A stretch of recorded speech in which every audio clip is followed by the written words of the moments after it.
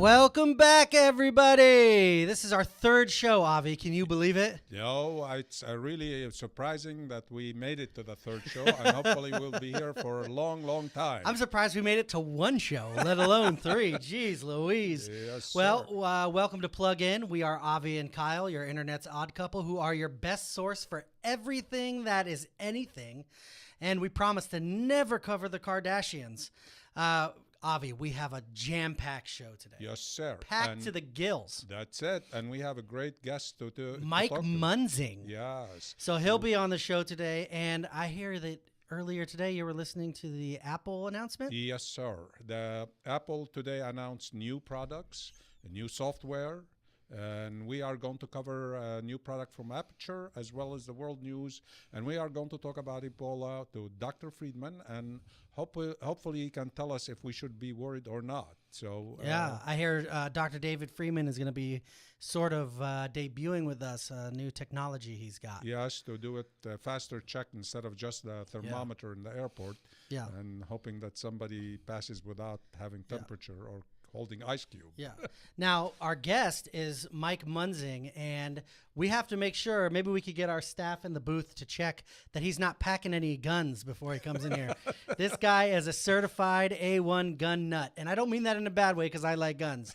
So, yeah, it's going to be an interesting show today. Yes, and he is one of the conservative Republicans, and I hope that his ideas and some of his beliefs that we can work with the government to make the government more efficient and productive.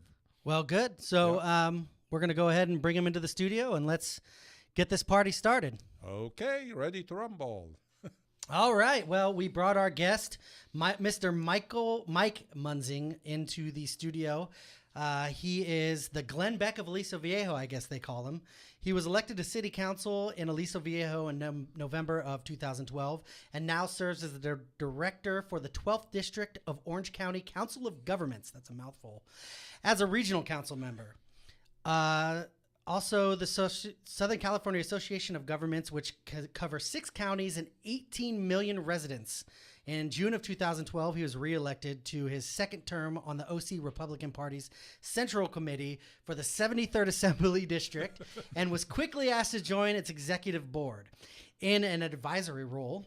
With a growing reputation as a fighter for limited government policies, Mike has also been appointed as a delegate to the state California Republican Party, where he was elected to a prestigious CAGOP platform committee by California Assemblywoman Diane Harkey. Beyond Mike's elected positions, he has recently been asked to sit on the board of directors for American Freedom Alliance, which is the organization that defends and upholds Western values and ideas. I hope we checked him before he came in. How you doing, Mike? I'm gonna take a nap just thinking about all those stuff I'm doing. I just need to take a nap. That tires me out listening to it. Yeah. It's a lot. So You Hey, get involved. Mike, just to start from the top, because your introduction is almost an encyclopedia, but here we go. What drove you to politics, and especially the Republican Party? Well, and Avi and I go way back. We go back a couple of decades, I think. Yes. And so Avi's Close known me to for a 2 long decades. time from the real estate industry. I was always kind of a Reagan guy. I was a kid, got into the business world or started working as Carter was leaving and Reagan was coming in, and really formulated my views on politics and such. So being a mortgage guy and watching the debacle that was the real estate mortgage industry and having a pretty clear picture for 5 or 6, 7 years before it collapsed and nobody else seemed to want to pay attention to it, I kind of felt like, well, am I seeing something that nobody else is, or is there a lot of people lying to us out there?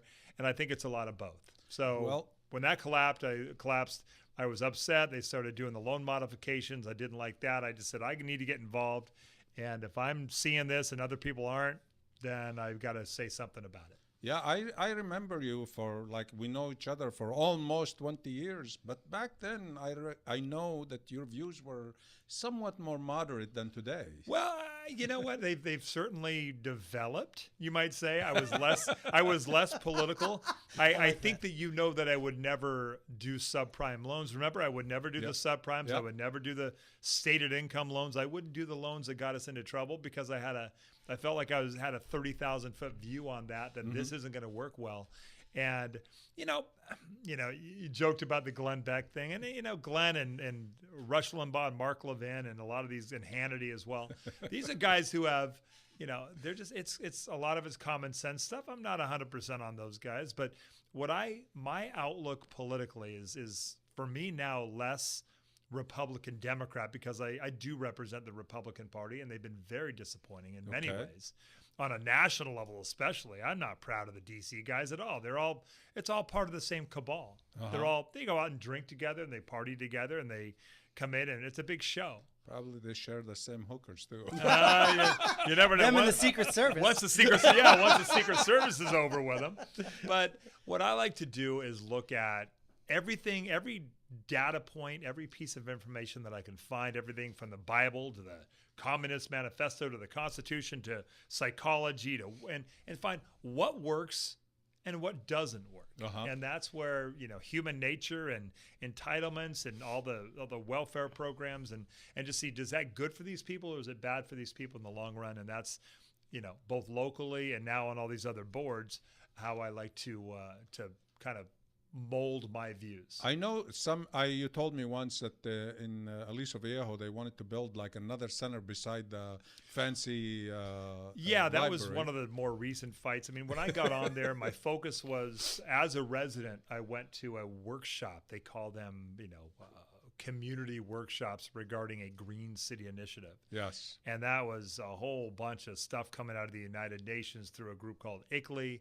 And it was not local. It was not locally driven. It was certainly not anything that many of the residents wanted.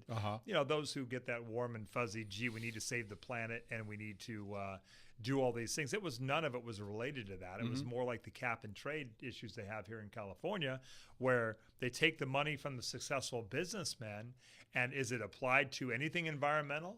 No, it's applied to low-income housing and more of a redistribution. Some of this is fine, but I agree with you on the local stuff, right? Yeah, of course. Oh, recycling, as I said, it has to make sense. Does even on the cabin trade, I agree with you there. They take the money, and yet the people that preaching the cabin trade, they're flying with private jets from around the corner and 16 SUVs to pick them up. So I agree with you there. Exactly, and that's what they do to redistribute the money and get the votes. Okay. That's their goal. I just have a quick point to make. Yeah.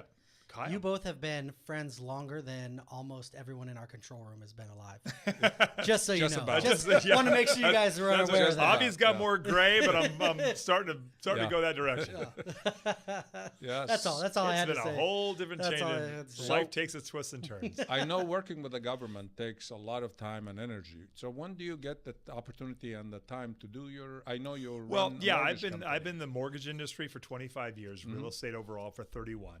And that is what I do full time. I mean, sitting on city council in Aliso Viejo, I mean, the resume is long and it's drawn out, but city council meetings are twice a month. And now that I've been on for a while, I've been able to, I always like to say when I first got on, there was a lot of trains going down the tracks that I either had to knock off the tracks or find ways to divert. But now that I've been on for a year and a half, I'm not the new guy at every turn, where I've had opportunities to slow things down and rethink them in a much calmer pace. Yeah. And so you're on your own mortgage company, right? Munzing Mortgage Group. And I've been one of the very few to maintain a mortgage broker firm, and there was a time when the government and the big banks wanted to put us out of business. I think the big banks still want to, but there's been a change in momentum now, and I think next year even more is going to be a move back towards the mortgage brokers. Those of us who have stayed in are going to do well. And a lot of it is because the Consumer Finance Protection Bureau has realized that those guys who are still out here being mortgage brokers are the ones with all the experience. And we're able to offer wholesale rates at a much lower cost to the borrower because we're not inside with a real estate company. We're not having to pay W-2, all this other expenses and office space and retirements and insurance. Yeah. We do it all ourselves. Okay. So Let me ask this. Yeah. Okay, so how does this work then? Because you both are kind of in the same business. Is there not really. Is there a rivalry there? Or are you guys in kind of different aspects of the real estate business? Well, I mean, the realtors are. I don't sell real estate at all. I sell them. He finances. Yeah, Got so, it. yeah, Okay. yeah. Okay. Avi will find a buyer who wants to buy a home, and he'll call me up and say, "Hey, can you help them with the financing?" Yeah. I do the money. Avi does the real estate. Now, when they sign, you don't hold a gun to their head. No, actually, not. I I'm do just have kidding. I have my application in for my concealed carry, so that'll be helpful when that comes. But I'm still a couple of months out from that. Yeah. But, Well, I think the guy has short of a armored vehicle. His car it's is militarized. But no, the important thing is with all the craziness going on in the world, we see what's going on with ISIS. We talk about that. We see what's going on with Ebola. That's less violent here, but we know that, I see behind the curtain on a lot of areas. My concern is where's the electricity going to be coming from in 7 to 10 years? Because they're shutting down San Onofre locally here in Southern California. Yeah. They shut down 2 power plants last year in Huntington Beach. There's not one power plant scheduled to be built in California at any point in the future. So And I guess we need monkeys to pedal down. Yeah, we're going to need a lot of monkey pedaling. so. To that point, are you kind of consider yourself like a prepper? Like, are you prepping? Do you have a bunker? I certainly do believe that you should have at least a couple of weeks of because when the power goes out, it may be out. Well, it may be out indefinitely, but we certainly have enough water for 2 or 3 weeks, and it's good to have some canned food good, around. yeah. Just good That's to in have case something. we have earthquake. But what do Yeah. you need the gun in case they come and steal your water? Well, my bigger concern in Louisiana, Yeah. it was about a year ago. 2 Walmarts had their EBT card system went down for just part of a day.